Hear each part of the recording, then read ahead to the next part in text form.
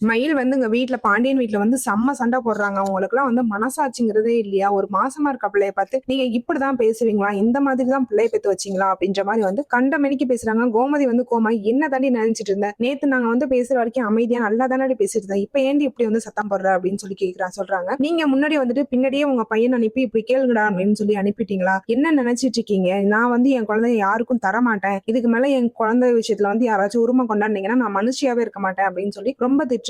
என்ன நடந்துச்சுன்னு வாங்க கதைக்குள்ள போய் பார்க்கலாம். அதுக்கு முன்னாடி நம்ம சேனலை வந்து சப்ஸ்கிரைப் பண்ணி வச்சுக்கோங்க. இங்க வந்து கோமதி வந்து பேசிட்டு இருக்காங்க மீனா கிட்ட. மீனா வந்து நாளைக்கு காலையில ரெடி ஆயிரு, நம்ம 2 பேரும் வந்து போய் மயில பார்த்துட்டு வந்துருவோம் அப்படின்றாங்க. அதை கேட்டுட்டு மீனா, எதுக்கு நானு நீங்க மட்டும் போயிட்டு வாங்க அப்படின்றாங்க. இல்லடி, எனக்கு அவங்க வீட்டுக்கு போறதுக்கே ஒரு மாதிரியா இருக்கு. எனக்கு மயில பாக்குறதெல்லாம் கூட பிரச்சனை இல்ல. ஆனா பெரிய பிரச்சனை அவங்க அம்மா ரொம்ப பண்ணும், ஏதாச்சும் பேசும். நான் ஏதாச்சும் பதிலுக்கு வந்து திட்டாம நீ தான் வந்து என்ன சமாதானப்படுத்தணும், அதுக்காக தான் உன்னை கூப்பிடுறேன் அப்படின்றாங்க. சரிங்க அத்தை, போலாம் அப்படின்னு சொல்லிட்டு இருக்காங்க. கரெக்டா அந்த நேரத்துல ராஜி வராங்க. ராஜி, நீயும் வரியா அப்படின்னோன்னு, இல்ல அத்தை நான் வரல அப்படின்றாங்க. ஏன் ராஜி, உனக்கு நாளைக்கு லீவு தானே, வா நீயும் வா, நம்ம 3 பேரும் சேர்ந்து போயிட்டு வருவோம் அப்படின்றாங்க. சரி இதை நான் கதிர்ட்ட கேட்டு பாக்குறேன் அப்படின்னு சொல்லிட்டு விட்டுறாங்க. கரெக்டா அந்த நேரத்துல வந்து கதிர் வராங்க. கதிர் வந்து, எங்க போறீங்க 3 பேரும் அப்படின்றாங்க.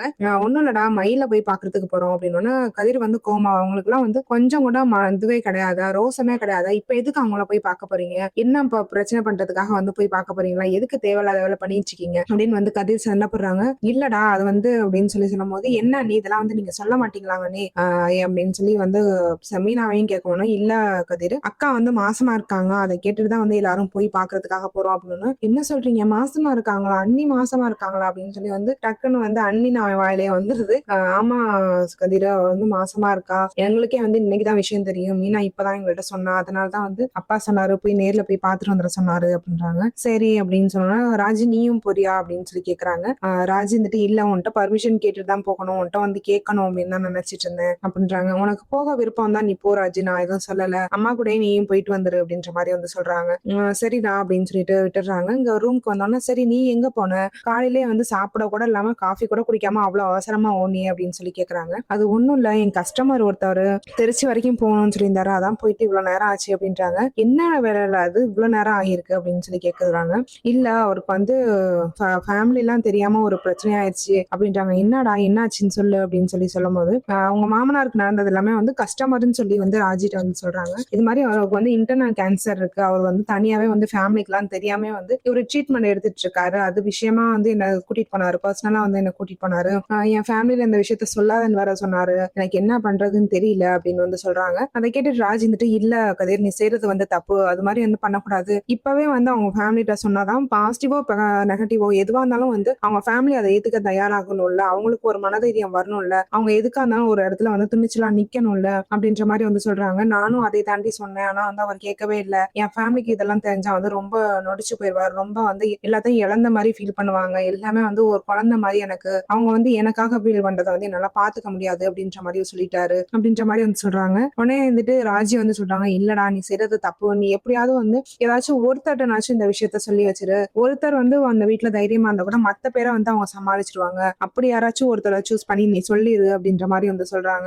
சரிடி, நானும் ஒரு டைம் அவர்கிட்ட கேட்டுக்கிட்டு நான் சொல்லிடுறேன் அப்படின்றாங்க. இல்ல அவர்கிட்ட கேட்டா வந்து அவங்க ஃபேமிலிக்காக இவ்வளவு யோசிக்கிறவரு, அவர் வேணான்னு தான் சொல்லுவாரு, நீ அதெல்லாம் யோசிச்சுட்டு இருக்காத, நீ நேரா போய் அவங்ககிட்ட விஷயத்த சொல்லிடு, இது மாதிரி வந்து கேன்சரோ அப்படி இப்படி சொல்ல வேணாம், அவருக்கு வந்து உடம்பு சரியில்லை, அவரை பாத்துக்கோங்க அப்படின்னாச்சும் சொல்லு அப்படின்ற மாதிரி வந்து சொல்றாங்க. சரிடி நான் சொல்லிடுறேன் அப்படின்னு சொல்லிட்டு வந்து இதை வந்து விட்டுறாங்க. இங்க வந்து சக்திவேல் ஃபேமிலில வந்து இங்க காமிக்கிறாங்க. அண்ணா எங்க போன அப்படின்னு சொல்லி வந்து சக்திவேல் வந்து கேட்கும்போது, நான் தான் சொன்னேன்டா திருச்சி வரைக்கும் போனேன்னு அப்படின்னு சொல்றாங்க. நீ திருச்சி வரைக்கும் போனதான் எனக்கு தெரியுது, ஆனா வந்து யார் கூட போன அப்படின்னு சொல்றாங்க. நான் தான் சொன்னேனேடா அந்த வீட்டு ஆளுங்களே வந்து கூட்டிட்டு போனாங்க அப்படின்னு, அப்ப திருப்பி யார் கூட நான் வந்தேன் அப்படின்னு சொல்றாங்க. என்னடா கேள்வி கேட்டுட்டு இருக்க, எனக்கு ஒரு மாதிரி டயர்டா இருக்கு, நான் தூங்க போறேன் அப்படின்னு சொல்றாங்க. இல்ல நான் ஒரு நிமிஷம் இல்லை, எனக்கு விஷயம் பதில் சொல்லிட்டு போ அப்படின்னு சொல்றாங்க. வரும்போது யார் கூட வந்தேன்னு மட்டும் சொல்லு அப்படின்னு சொல்லி கேட்கும்போது, நான் வரும்போது கதிர் கூட தான் வந்தேன் அப்படின்றாங்க. ஏன்னா இவர் வந்து கதிரை மிரட்டிட்டு இருந்ததை வந்து முத்துவேல் வந்து பாத்துருப்பாரு. கதிர் கூட வந்தியா, ஏன் அவன் கூட வந்த அப்படின்னு சொல்லி கேட்கும்போது, இல்ல ரொம்ப லேட் ஆச்சு, நான் பஸ்ஸுக்காக வெயிட் பண்ணிட்டு இருந்தேன், அப்பதான் வந்து அவன் கஸ்டமர் யாரையே விட்டுட்டு வந்துட்டு இருந்தான், அதனாலதான் வந்து என்ன வந்து கேட்டான், இல்ல என்னால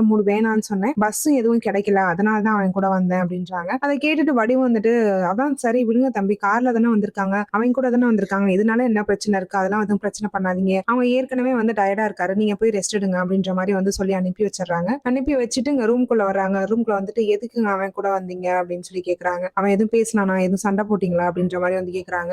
நான் என்ன பைத்தியமா, அவன் கூட வந்து சும்மா சும்மா சண்டை போடுறதுக்கு. அவன் வந்து என் பொண்ணு இப்ப வந்து நல்லா தான் பாத்துட்டு இருக்கான். எனக்கு அவன் மேல கோவமோ வருத்தமோ எதுவும் கிடையாது. எனக்கு ஒரு சின்ன மன கஷ்டம் தான். இவனை போய் நான் பேசிட்டேனே அப்படிங்கிற ஒரு சின்ன மன கஷ்டம் மட்டும்தான் இருக்கு. மத்தபடி வந்து எனக்கு அவன் மேல எந்த ஒரு தப்பான எண்ணமும் கிடையாது. அவன் ரொம்ப நல்ல பையன் தான் அப்படின்ற மாதிரி வந்து சொல்றாங்க. அதை கேட்டுட்டு வந்து வடிவு ரொம்ப சந்தோஷப்படுறாங்க. உண்மைதாங்க, கதிர் வந்து ரொம்ப நல்ல பையன், நம்ம பொண்ணை வந்து நல்லா பாத்துக்கிறான். அது மட்டும் இல்ல, அவன் லட்சியத்துக்காக வந்து இவன் ஓடுறான். நைட்டு வந்து விடிய காலையில நான் பார்க்கும்போது விடிய காலையில 2 பேருமே சேர்ந்து ஓடுறாங்க. இதெல்லாம் எனக்கு பார்க்கும்போதே ரொம்ப சந்தோஷமா இருக்குங்க அப்படின்ற மாதிரி வந்து பேசிட்டு இருக்காங்க. இங்க மறுநாள் காமிக்கிறாங்க. மறுநாள் கோமதி, ராஜி, மீனா 3 பேரும் கிளம்பி வந்து இங்க மயில் வீட்டுக்கு வராங்க. மீனா நாளே வந்து ஃபோன் பண்ணி சொல்லிடுறாங்க, நாங்க வந்து வரோம்க்கா அப்படின்ற மாதிரி வந்து சொல்றாங்க. அதை கேட்டுட்டு மயில் வந்து எதுக்கு மீனா தேவையில்லாம அப்படின்ற மாதிரி வந்து சொல்றாங்க.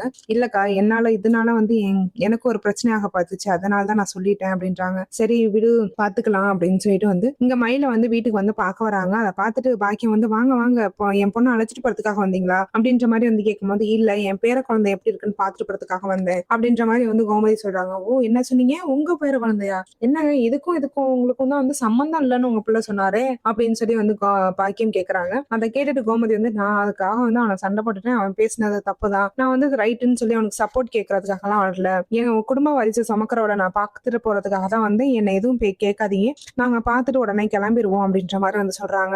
சரி பாக்குறீங்க, கிளம்புறீங்க, ரைட்டு, எப்ப வந்து கூட்டிட்டு போற ஐடியா இருக்கு அப்படின்ற மாதிரி வந்து பாக்கியம் வந்து கேக்குறாங்க. அதை கேட்டுட்டு, நான் இன்னும் அதை பத்தி முடிவு பண்ணல, இது வந்து எந்த முடிவு வந்து எங்க முடிவு கிடையாது, சரவணன் எடுக்கிற முடிவு, எதுவா இருந்தாலும் அவன் தான் முடிவு பண்ணான், ஆனா வந்து இது வந்து எங்க குடும்ப வாரிசு, நான் அதை வந்து பாத்துக்கிறது வந்து என்னோட கடமை, அது மட்டும் இல்லாம எனக்கு விருப்பமும் கூட அப்படின்ற மாதிரி வந்து சொல்லிட்டு மயில வந்து பாத்துட்டு, பழம்லாம் கரெக்டா சாப்பிடு, சாப்பாடு நேரத்துக்கு சரியா சாப்பிடு, ரொம்ப ஸ்ட்ரெஸ் ஆயிக்காத, எதுவா இருந்தாலும் என்ன கூப்பிடு அப்படின்ற மாதிரி வந்து சொல்லிட்டு உடனே வந்து கிளம்பி வந்துடுறாங்க. அது வந்துட்டு வெளியே வந்துட்டு வந்து கோமதி வந்து, என்னடி இவ இப்படி அழைச்சு போயிருக்கா, ரொம்ப டல்லா இருக்காளடி அப்படின்னு சொல்லி சொல்றாங்க. ஆமா அத்தை, அவங்க வந்து ஒரு முடியாதவங்களை பாத்துட்டு இருக்காங்க, அதுவும் இல்லாம அவங்க வீட்டு வேலை எல்லாத்தையுமே வந்து அவங்க தான் பாக்குறாங்க, அதுல வர சம்பளத்துலதான் வந்து அவங்களுக்கான சாப்பாட்டுக்கான காசை வந்து வீட்டுல கொடுத்துட்டு இருக்காங்க அத்தை அப்படின்னு. என்னடி இப்படி ஒரு குடும்பம் ஆடி, இப்படி ஒரு பெரஞ்சாடி இருப்பாங்க, பெத்தவங்கன்னா எப்படி பாத்துப்பாங்க, தான் புள்ள மாசமா இருக்கும் போது எப்படி தாங்கி தாங்கி பாத்துப்பாங்க, எனக்கே அவளை தாங்கி பாத்துக்கணும் போல இருக்கே, இவ்வளவு குடும்பம் எவ்வளவுதான் பிரச்சனை பண்ணியிருந்தாலும் எனக்கு அவளை பாத்துக்கணுங்கிற ஆசை எனக்கு இப்ப இருக்குடி, ஆனா வந்து அதுக்கான வாய்ப்பை வந்து சரவணன் கொடுப்பானான்னு தான் தெரியல அப்படின்ற மாதிரி வந்து சொல்றாங்க.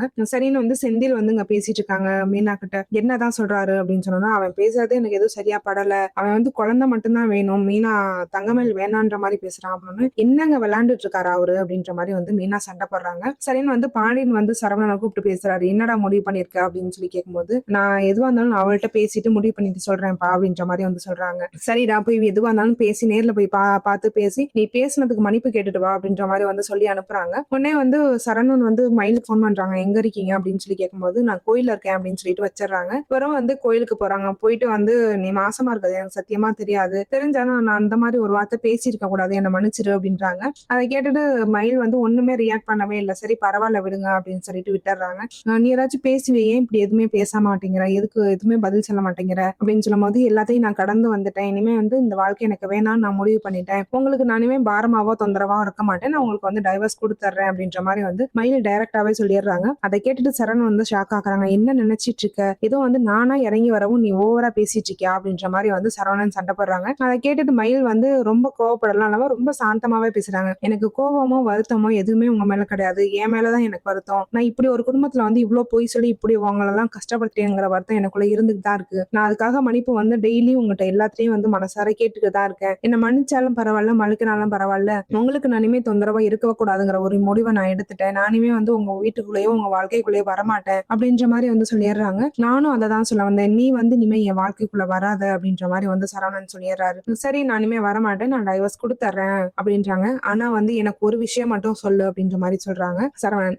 மயில் இருந்துகிட்டு, என்ன அப்படின்னு சொல்லி கேட்கும்போது, எனக்கு வந்து நீ வேணாம், ஆனா வந்து என் குழந்தை எனக்கு வேணும் அப்படின்ற மாதிரி வந்து சொல்றாங்க. அதை கேட்டுட்டு செம்ம ஷாக் ஆகுறாங்க. என்ன பேசுறீங்க அப்படின்னு சொல்லி கேட்கும்போது, உனக்கு ஆபரேஷன் செலவுல இருந்து, மெடிக்கல் செலவுல இருந்து, மருந்து செலவுல இருந்து, என் குழந்தைக்கு நீ சாப்பிடுற சாப்பாடு செலவுல இருந்து எல்லா காசுமே வந்து நான் தான் கொடுப்பேன், அதுல வந்து நீ பாத்துக்க, ஆனா வந்து நீ எனக்கு தேவையில்ல, என் குழந்தை எனக்கு வேணும், ஒரு அப்பாவா நான் அவனுக்கு என்னெல்லாம் செய்யணும்னு ஆசைப்பட்டேனோ, என்னெல்லாம் என்னால செய்ய முடியுமோ அது எல்லாத்தையும் நான் என் பிள்ளைக்கு நான் செய்வேன், ஆனா வந்து நீ அவனுக்கு தேவையில்ல, நீ எனக்கு எனக்கும் தேவையில்ல, அவனுக்கும் தேவையில்ல அப்படின்ற மாதிரி வந்து சொல்லிடுறாரு. அதை கேட்டுட்டு வந்து மயில் சிரிக்கிறாங்க. என்ன நினைச்சிட்டு பேசுறீங்க, வயித்துல இருக்கும் போதே என் பிள்ளைய என்கிட்ட பிரிக்கிறதுக்கு பிளான் பண்றீங்களா, ஓ உங்க அம்மா சொல்லி அனுப்புனாங்களோ அப்படின்ற மாதிரி வந்து சொல்றாங்க. அதை கேட்டுட்டு, எனக்கு வந்து நான் இதுதான் என் முடிவு, நீ வந்து என் வாழ்க்கைக்குள்ள இனிமே எனக்கு வேணாம், நீ எனக்கு வந்து என் குழந்தை மட்டும் மட்டும்தான் வேணும், இதுதான் என் முடிவு அப்படின்னு சொல்லிட்டு வந்து கிளம்பி போயிடுறாங்க. இவ வந்து கூப்பிட்டு கூப்பிட்டு பாக்குறா, ஆனா எதுவுமே காதுல வாங்காம போயிடுறாங்க. இவ வந்து உடனே வந்து முடிவு பண்ணிட்டு எதுக்கா இருந்தாலும் வந்து அவங்க மாமா நாட்டை போய் கேட்டுருவோம் அப்படின்னு சொல்லிட்டு பாண்டியன் வீட்டுக்கே வந்து வெளியே நின்று சத்தம் போட்டுட்டு இருக்காங்க. உடனே பாண்டியன் வந்து வா உள்ள வா அப்படின்னு சொல்லி உள்ள வந்து கூப்பிட்டு உட்கார வச்சு, என்னம்மா எதுக்கு இப்போ இங்க வந்து சண்டை போட்டுட்டு இருக்கீங்க அப்படின்னு சொல்லி கேட்கும்போது, நான் தான் உங்க வாழ்க்கையிலயோ உங்க புள்ள வாழ்க்கையிலயோ நான் வரமாட்டேன்னு தீர்க்கமா சொல்லிட்டேனே, அப்புறமும் ஏன் என்ன இவ்வளவு கஷ்டப்படுத்துறீங்க அப்படின்ற மாதிரி வந்து கேக்குறாங்க. அதை கேட்டுட்டு பாண்டியன் வந்துட்டு என்னம்மா சொல்ற அப்படின்னு சொல்லி கேட்கும்போது, ஆமா நான் வந்து சரவணனுக்கு வந்து டைவர்ஸ் கொடுக்குறேன்னு சொல்லி சரவணன்ட்டே சொல்லிட்டேன். நான் இனிமே வந்து இந்த வாழ்க்கை எனக்கு வேணாம். அந்த வாழ்க்கையில வந்து என்னால நீங்க கஷ்டப்பட்டதெல்லாம் போதும். இதுக்கு மேல என்னால வந்து உங்களுக்கு எந்த கஷ்டமும் வராது. நான் வந்து உங்க குடும்பத்துல இருந்து விலகிக்கிறேன் அப்படின்ற மாதிரி வந்து சொல்றாங்க. அதை கேட்டுட்டு கோமதி வந்து திட்டுறாங்க. என்னடி பேசிட்டு இருக்க? என் குடும்ப வாரிசு சுமந்துட்டு இருக்கவ எப்படி என் வீட்டை விட்டு போவேன்னு சொல்லுவ அப்படின்னு சொல்லி கேக்குறாங்க. அப்ப நீங்க என்ன ஏத்துக்கிறீங்களா அத்தை அப்படின்னு சொல்லி கேக்குறாங்க. நான் ஏத்துக்கிறது முக்கியம் கிடையாதுடி, சரவணன் உன்னை ஏத்துக்கணும் அதுதானே முக்கியம் அப்படின்னு சொல்றாங்க. ஆனா உங்க பிள்ளை அப்படி சொல்ல கிடையாது. அவளுக்கு வந்து நான் தேவையில்ல, ஆனா என் குழந்தை வேணுமா, என் குழந்தை சாப்பாட்டுல இருந்து அவரு போற மருந்து எல்லாமே வந்து அவர் காசுல இருக்கணும்.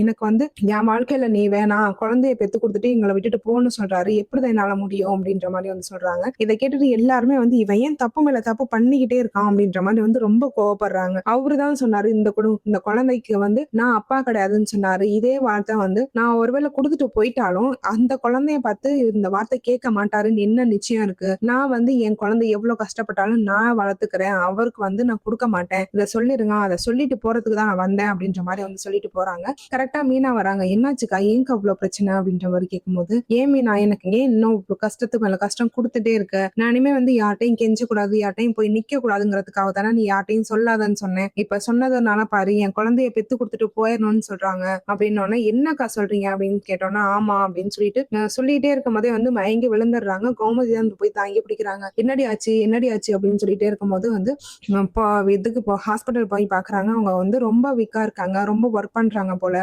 இனிமே வந்து அவங்க ஒர்க்குக்கெல்லாம் போக கூடாது, அவங்க வந்து ரொம்ப ஸ்ட்ரெயின் பண்ணாம இருக்கணும், அப்பதான் வந்து குழந்தையோட உயிரை காப்பாற்ற முடியும் அப்படின்ற மாதிரி வந்து சொல்லிடுறாங்க. இங்க பாக்கியம் கூட்டு சொன்னா வந்து பாக்கியம் வந்து கண்டுக்க மாட்டேங்கிறாங்க. அவ சாப்பிடறதுக்கு அவ சம்பாதிக்கிறா, அவ பிள்ளைக்கு அவ பாத்துக்கிறா, எங்களால வந்து அவளுக்கு சோறு போடலாம் முடியாது, என் பிள்ளைக்கு மட்டும் தான் சோறு போட முடியும், உங்க வீட்டு பிள்ளைக்கு நான் சோறு போட மாட்டேன் அப்படின்ற மாதிரி வந்து சொல்லிடுறாங்க. அதை கேட்டுட்டு கோமதி வந்து கோவப்பட்டு நீ வா என் கூட அப்படின்னு சொல்லி வீட்டுக்கு கூட்டிட்டு வந்துடுறாங்க. அதை பார்த்துட்டு பாண்டியன் வந்து என்ன கோமதி ஆச்சு அப்படின்னு சொல்லி கேட்கும்போது, இவ இனிமே வேலைக்கு போக கூடாது, ரொம்ப ஸ்ட்ரெஸ்ஸா இருக்கா, ரொம்ப வந்து சத்து இல்லாம இருக்கா, இவ வேலை பார்த்தா வந்து குழந்தை வந்து கலைஞ்சிரும்னு சொல்லியிருக்காங்க, இதுக்கு மேல நான் என்ன பண்றதுன்னு சொல்லுங்க அப்படின்னு சொன்னோன்னா பாண்டியனும் சொல்றாங்க, நீ உள்ள கூட்டிட்டு வா, அவ என்னன்னாலும் நம்ம வீட்டு மருமக, நம்ம வீட்டு குழந்தை வந்து சுமக்கிறா, அவ வேணான்னு சொன்னாலும் நான் வந்து உன்னை பாத்துக்கிறேமா நீ வா அப்படின்னு சொல்லி வந்து ஒரு வழியா வந்து மயில வந்து கோமதியை வந்து கூட்டிட்டு வந்துடுறாங்க. இந்த நல்ல விஷயத்தோட இணைய எபிசோட் முடியுது. நாளைக்கு தொடர்ந்து பார்க்கலாம். அதுக்கு முன்னாடி நம்ம சேனலை சப்ஸ்கிரைப் பண்ணி வச்சுக்கோங்க.